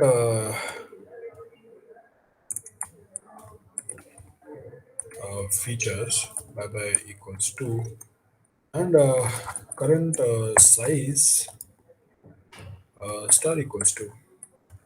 So, and layers plus equals con layer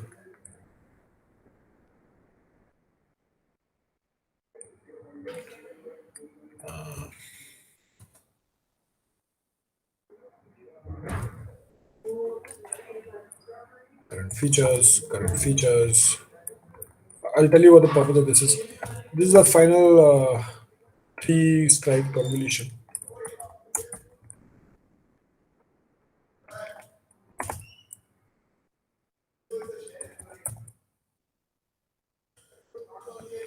Why did I? Why do you think I used 4 by 4 convolutional kernels instead of 3 by 3 convolution kernels? The reason is because like now I'm actually dealing with random noise as the input, and so I need a bigger context as such. There was some research which show that the size doesn't matter as such, but like now because because first instead of focusing on like very small level features, it's important to focus on larger features because I mean I have nothing as the input. I have like random noise as the input, and so it needs to identify things in a larger spatial view, in a spatial field. So that's why. But once I'm actually towards the end, I can actually work with 3 by 3 combinations. That's okay. Yeah. For this is by the way extra layers, nothing different, right? Range and extra layers, extra layers by the way,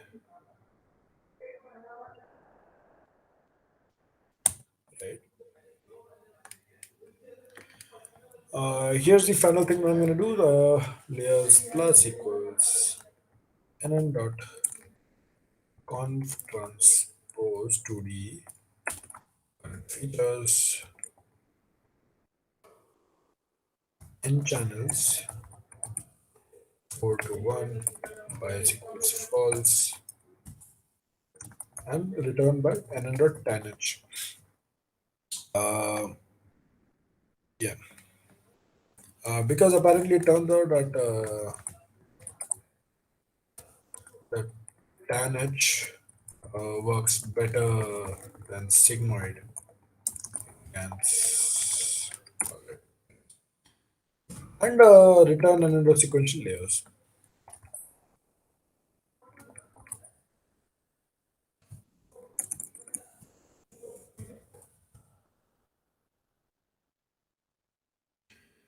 Okay.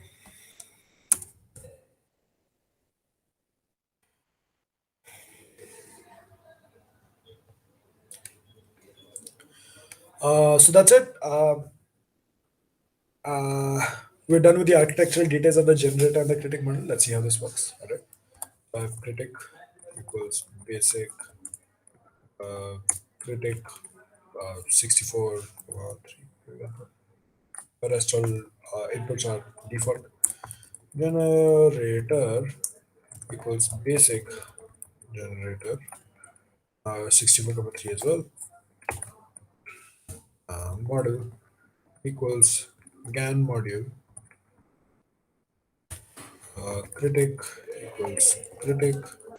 Generator equals generator. Uh, let's actually create some noise distribution, right? Torch dot random 2 comma 3 comma 64 comma 64 to 2 is the batch size, 3 channels, 64 by 64 input. uh, Real threads equals mdl real. And by the way, by default it's in the critic mode, so it's going to create like two outputs, false and true or whatnot. Sorry, it has one output which is like uh, which is either true or false, 0 or 1, which is passed through the tanh, sorry, segment function as such. Uh, do we? No, that's the purpose of the loss function as such. But uh,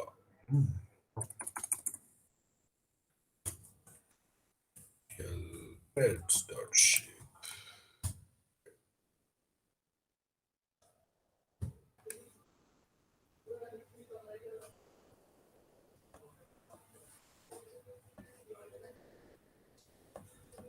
All right, so sorry, it's init default.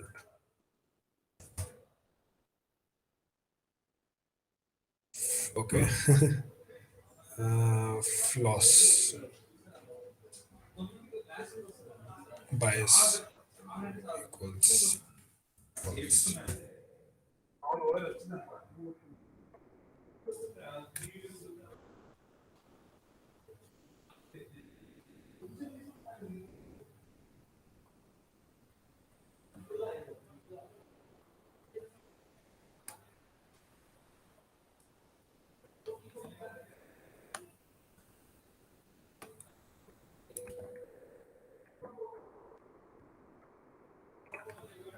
Let's see.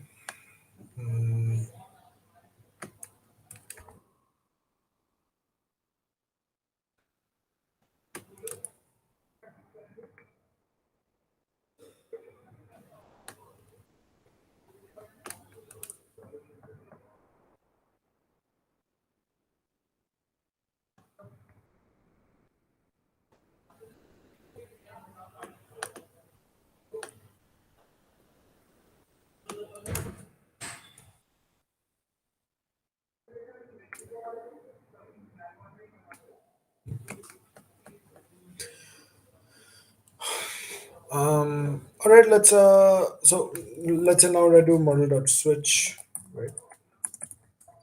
Now I do fake predictions, mdl fake. Oh, wait, sorry. I do model dot switch. Now I create, let's say, a noise distribution which takes an input which is torch dot random 2 comma 100. Fake is equal to model fake. And let's actually look at the shape of this.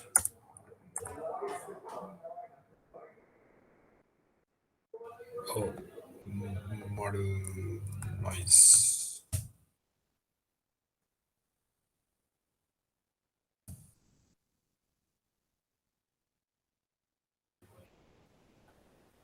Oh,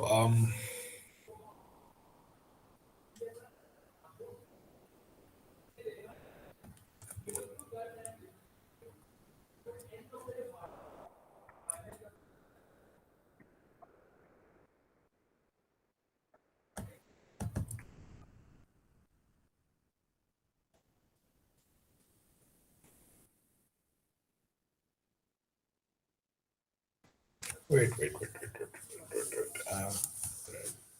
It is.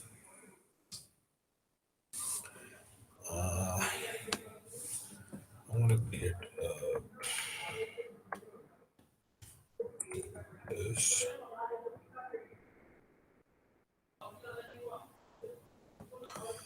Add channels has no attribute dim.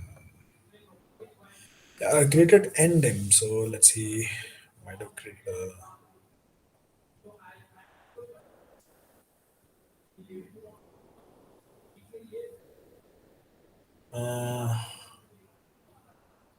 yeah, self dot ndim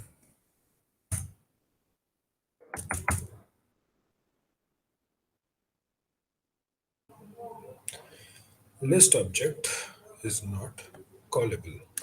Oh, star.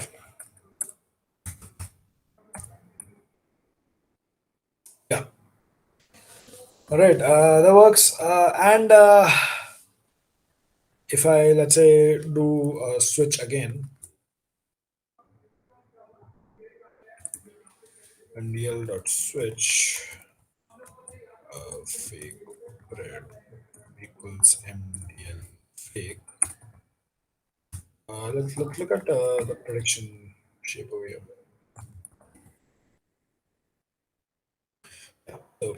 So it can take in an input and it can give you like a prediction as such.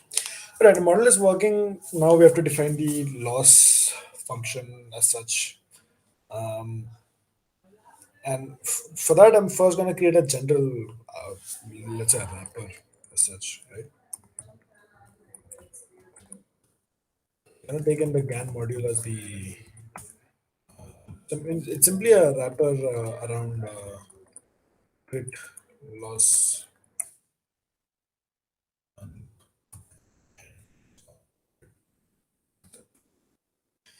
f init self func grid loss func GAN model. It's gonna do. I'm gonna do a. Of course, when we do that, super dot init, very important because I need to initialize a GAN module as well. So and store pattern gen loss func grid loss.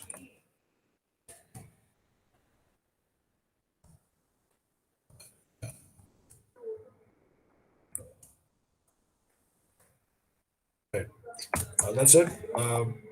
Def generator self output target.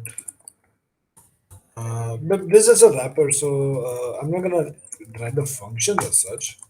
But the output with the critic then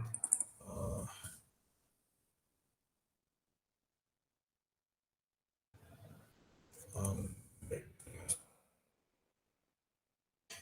yes. So for example, this is the general pipeline. So you create fake predictions from the critic. So self dot gan uh, model dot critic output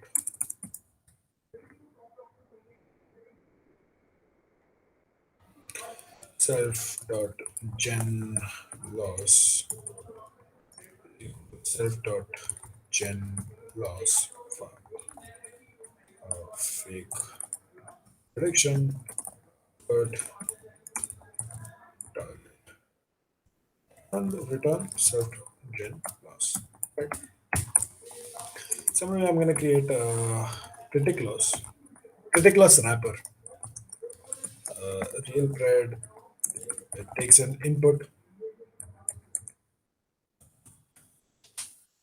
Gonna create some fake predictions with a generator from input. Then compare them to the real prediction self critic loss crit loss.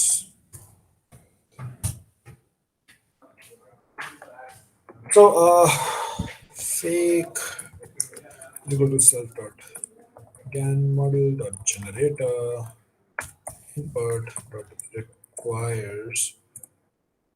By the way, very important, because when I'm going to do back propagation, right? Uh, when I'm going to do critic back propagation, the generator has to be like it should not be trained simultaneously,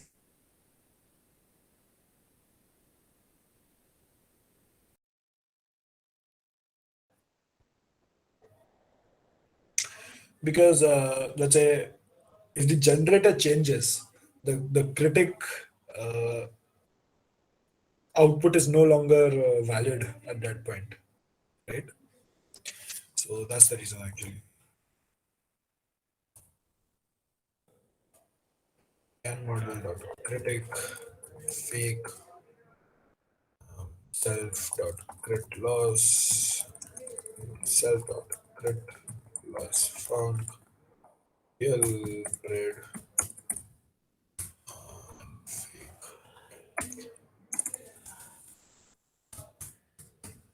and return self dot crit loss. That's it.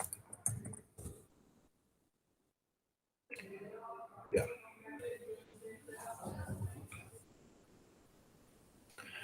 I'm gonna create a function known as which freezes certain layers within so the layers within the models itself. So it's gonna make sure that one is not what do you call trained whenever we want them not to be trained. So it's set freeze model and requires grad whether it's true or false.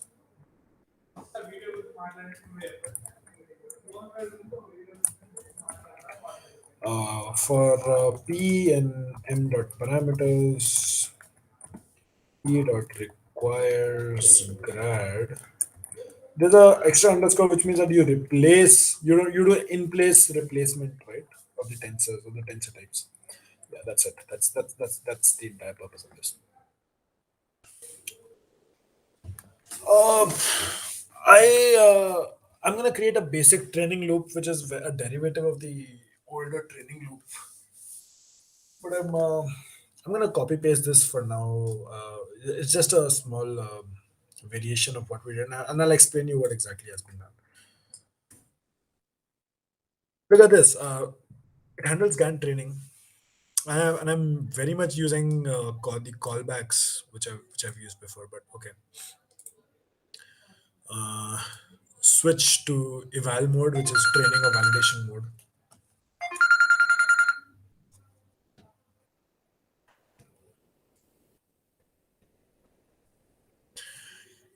Clip values of the images. This is Atom Optimizer properties, and I encourage you to look at Atom Optimizer if you've taken a look at it. Sorry, average smoothing. So it's a statistics concept, in fact. Like how much weight should be given to the previous values uh, when you do an average. So apparently, loss smoothing is actually a very important step in generative tasks because very small differences within values can, because it's otherwise very hard to visualize the performance of a model. Show image is equal to true, which will show the image after each epoch, because one epoch is not, of course, not enough to train your model. And we are of course training from scratch. So what this is going to do is that it's going to show the final image after each epoch to see like how well the model has performed now. Uh, there's a function which is an internal function that says that which parameters have to be trained and which has to be freezed. So if switch eval train model is in training mode, otherwise the loss model is in eval mode. Loss model is self generator. If not self gen, train model, yeah, you can do that. Before you start fit, you initialize the smoothness, self generator, self critic, self gen mode.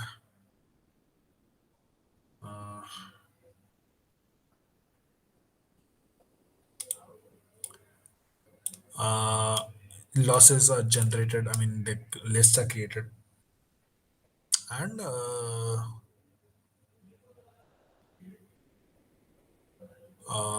they have been reset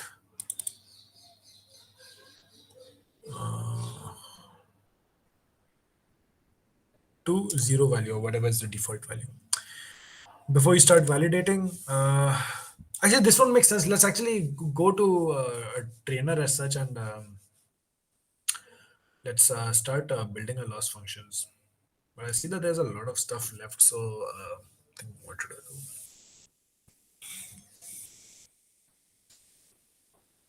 Anyways, let's continue.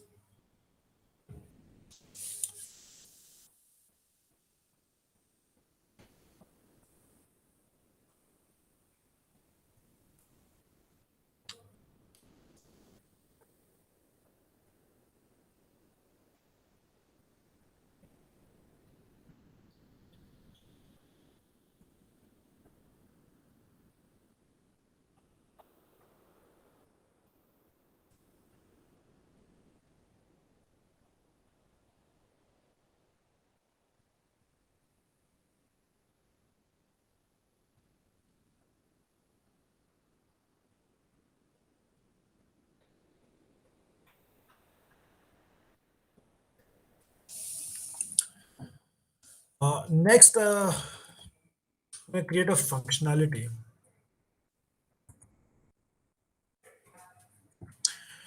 The purpose of which is to create flexibility as such that I'm gonna do n critic iterations of the critic, then n gen critics of that. So uh, I can by default store those iterations before train. All of them are zero, doesn't matter.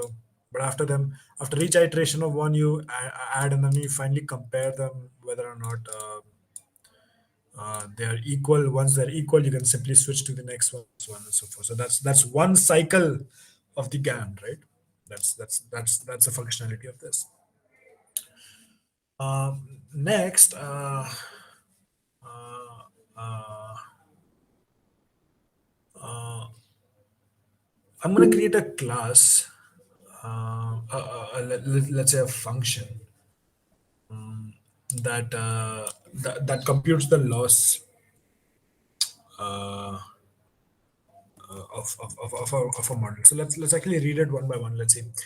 By the way, why just one function that contains both of these is because these two are not independent of each other. So it's very important that these two are created. And again, it's just a wrapper. We've not, as such, like created loss functions as such. But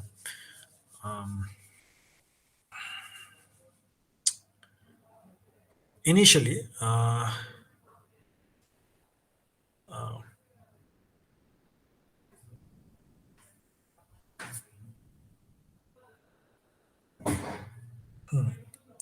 so generate a loss.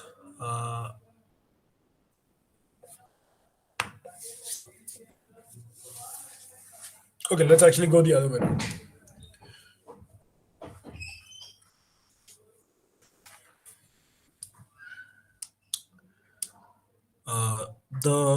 The critic loss comes from images that are appended from the real samples as well as the fake predictions. Right? Real means ground truth. Fake means that. And so um, uh, I'm gonna create, let's say,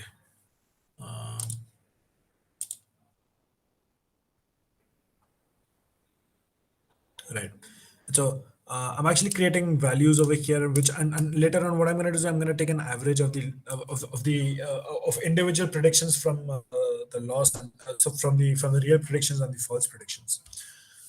On the other hand, the generator loss will be so how so you have an option over here like how much you want. Of the generator loss you want it to be. So the more, so there's actually a trade-off that needs to be done if you think of it, and I encourage you to read papers on this. is that uh, less the generator loss included when the less the generator part included in the generator, um, uh, less it will be able to learn per batch. But the more you included, the more critic, uh, the less it will be able to improve the critic. So that trade-off has to be maintained, right? So you, you can choose how much weight you want it to be. If nothing, it's given a by default of 1:1, so 1:1 ratio is maintained. Anyways, uh, just creating functions that can take the mean and the difference of values. So that's gonna do that.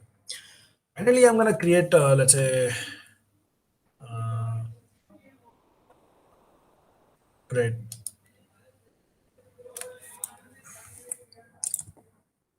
no, Lana suitable GANs, which is nothing but two separate. It contains two separate models. Now, the normal learner that we create can contain only one model. So these two learners are there, but they two have to be integrated as such. So that's essentially the purpose of this, and I encourage that you can actually read through this. Uh, now, we're done with all of that. We can just simply, like create models. So all of these come under quarks, by the way.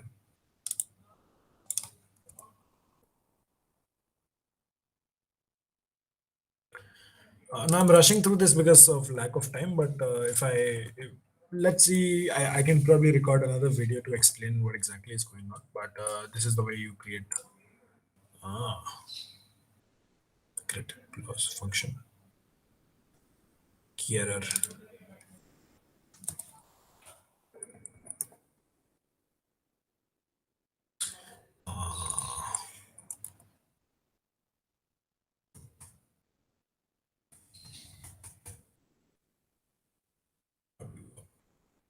Learn is now created, and yeah, you can simply do now because just to save space, I can do because now there is no as such training validation set as such, so I can just simply remove the valid metrics as such.